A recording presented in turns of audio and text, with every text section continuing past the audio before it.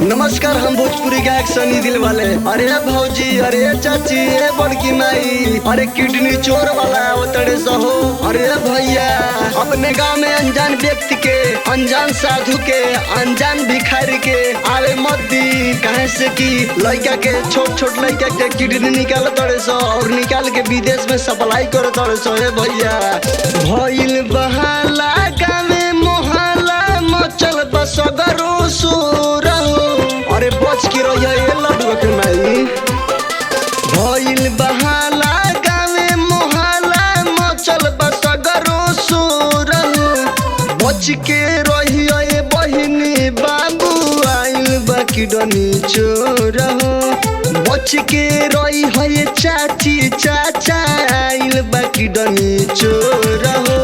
साधु भिखारी अइहे दुआरी खोली हो ना घर के डोर।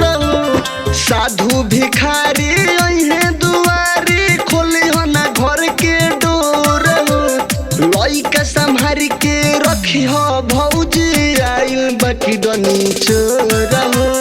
बच के रही है बाबा आइल बा किडनी चोर। अरे चाचा, ए भैया, ए भौजी, अपने लड़का के देखिया लोग हो ना तो किडनी चोरवा आइल बा ना कु किडनी निकाल के बेच देता ना कु।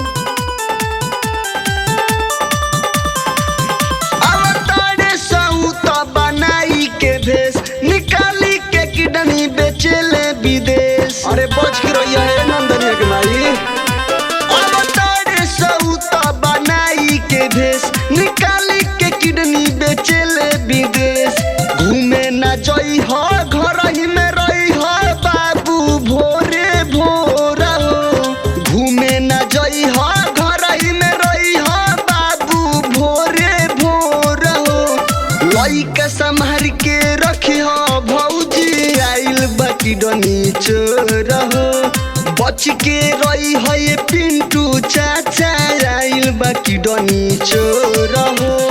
अरे टिपका के माई, ए खुशबुआ के माई, अरे लइकवा के देखल करिया लोग हो ना तो किडनिया निकाल के लेके चल जाइए तू।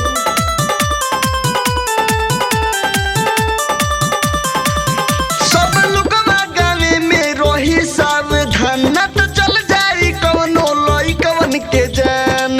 सुनो तर प्रीतिया के माई, सब लोगवा गावे में रहे सावधान ना तो चल जाई कवनो लइकवन के जान। सनी दिला वाले मोहन राज कहेले हथवा जोर।